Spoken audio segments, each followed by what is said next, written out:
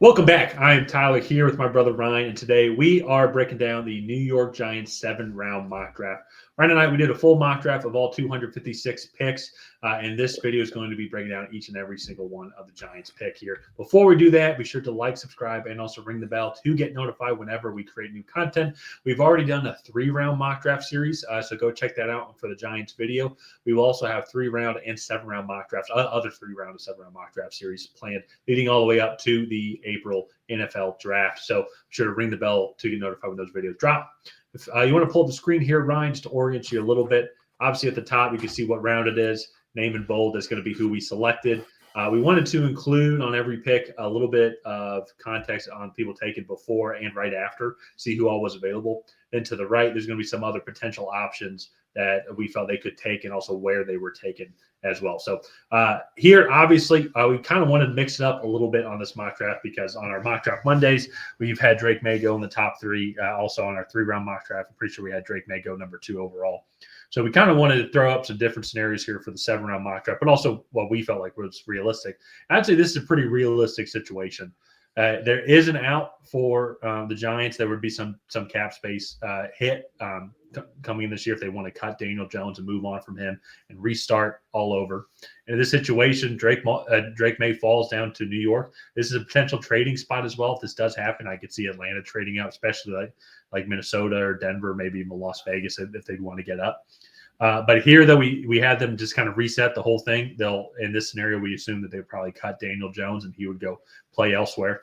And I think Brian Dable, I think, comes in and I think he gets a young mind, someone that he can mold. Maybe definitely has a higher ceiling, I would say, than Daniel Jones here. And so, Yeah. there are a lot of different routes I think the Giants could go here. They could even trade up potentially as well if they want to go try and get a guy if they're able to find the right price. They could also take a receiver. Rome Odunze was still on the board. Other offensive linemen if they want to reset that.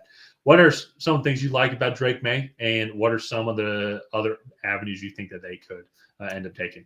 Yeah, so I will say, like, the one caveat, obviously, with Drake May here, New England took Marvin Harrison Jr. at number 3 and passed on the quarterback in this specific scenario. And so with him being here, I mean, you're getting a guy.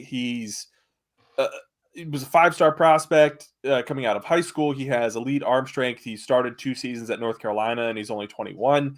I mean, great accuracy over the middle of the field. I think that's probably the standout of his game. And then he also has the ability to create kind of and make the off-platform throws. And I do think uh, that is where he gets in trouble when he tries to play hero ball. Sometimes he does it in the wrong situations. And to me, I think that is like potentially why he could fall down here to 6. But I will say, as a prospect, probably a lot better than Daniel Jones. And I think you come in, hopefully that offensive line solidifies it in front of him with Andrew Thomas and Evan Neal coming back. Hopefully both those guys can make a healthy return and get back to playing at the level that we all know and think that they can get to in reference to Evan Neal. So because Andrew Thomas was good when he was healthy, Evan Neal has not shown that at the NFL level yet. But I could see them, speaking of tackles, I could see them investing in a tackle. To me, I think Andrew Thomas is a solid left tackle when he's on the field. And if they're going to do a left tackle or do a tackle, I actually think that they might lean towards the right tackle and actually trade back, potentially acquire more picks, and then get a guy like Talise Fuaga, Amarius Mims, J.C. Latham, one of those guys, and just really try to solidify that offensive line. So there's a lot of different routes that they could go. At this point, though, I will say with Malik Neighbors off the board, I don't love Rome Odunze in New York. I think he's a great receiver. I think he's going to succeed anywhere he goes. But I would prefer Malik Neighbors or Marvin Harrison Jr. over him if they could potentially get one of those players. So it's just in this scenario, both those players were off the board. So Yeah, that'd be interesting. I haven't thought too much. I would think that Rome Odunze would be great in there, but I'd be yeah, curious to think why he wouldn't. But that's for a separate video. Yeah. That's right. But they do end up getting a receiver here that I think we both like actually in this situation. Yeah. If we go on to their second round pick, they do end up getting Xavier Leggett there. There was a big run on receiver, especially towards the end of the first round. So the Giants decided to end up going with Leggett here. They could have gone to a couple other routes. Jalen Polk and Xavier Worthy were still on the board. But Ryan, I think one of the reasons why we like Leggett is he is kind of different than what they currently have on the roster in the receiving room.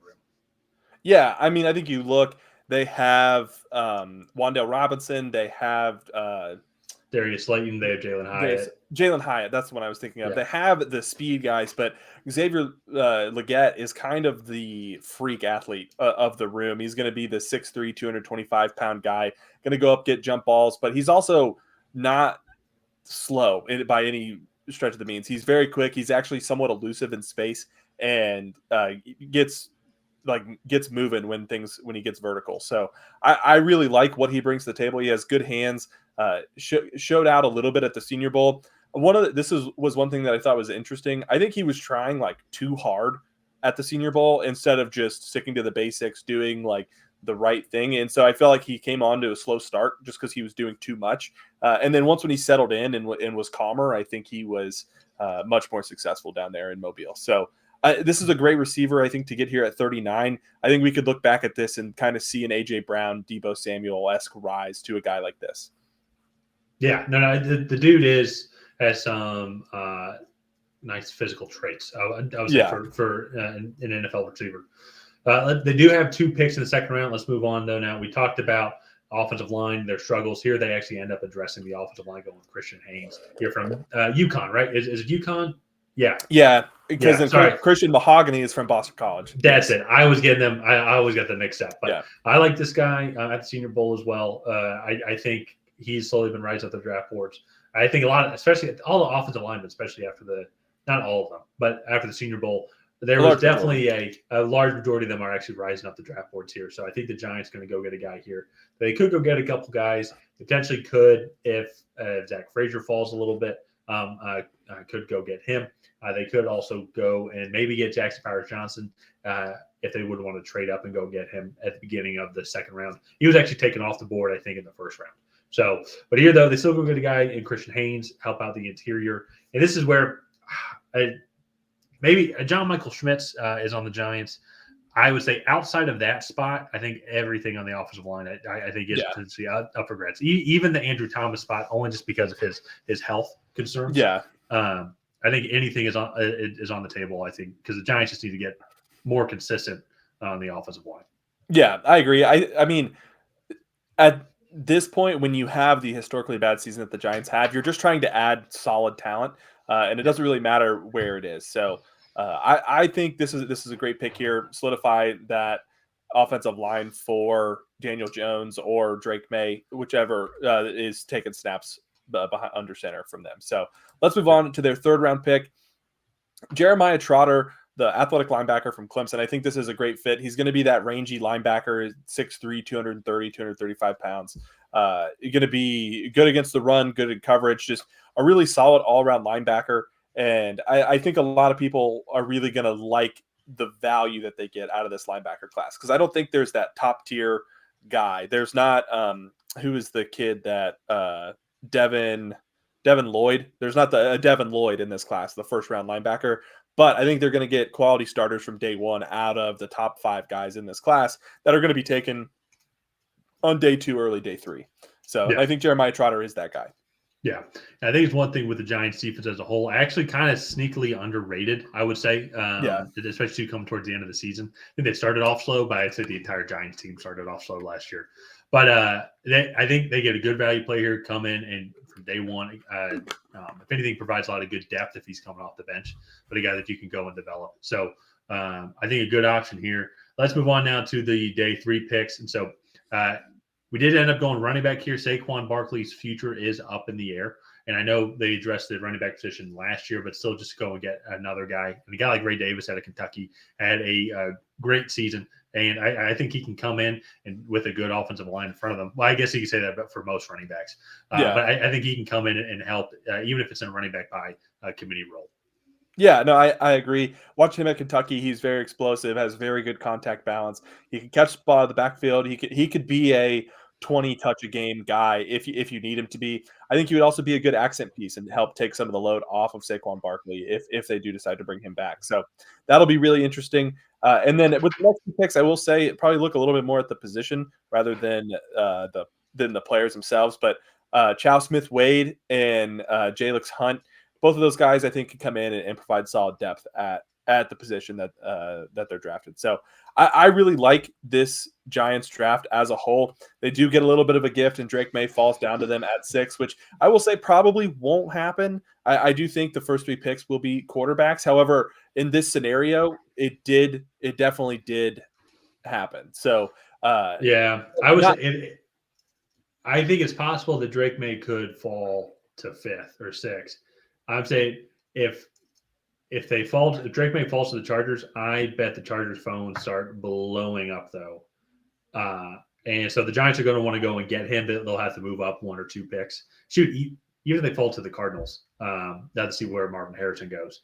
But I would think that's where I'd be curious. I think the Giants would take him if he falls there. Just be like, okay, we'll figure this out yeah. with Daniel Jones.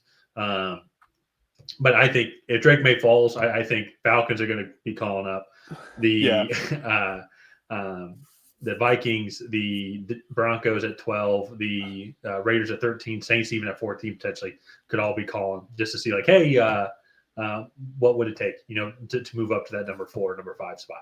Yeah, no, I agree, and there were no trades in this mock draft, but I also think the Giants could be one of those teams to be like, hey, we'll throw a 4th in to move up to Yeah. 5, and just to ensure that they get the quarterback that they want. So it's going to be interesting. I'm really looking forward to what the Giants do in just this draft process as a whole, because there are a lot of really, really talented players in this year's class, and there's going to be a lot of solid NFL careers that are started in April, and I think the Giants are going to be able to benefit from that greatly. So let's go ahead and wrap up this video here. If you guys have not already, please go ahead and like and subscribe. Leave a comment down below on what you thought of this Giants 7-round mock draft. Did you love it? Did you hate it? What would you do differently? And on that, we'll see you guys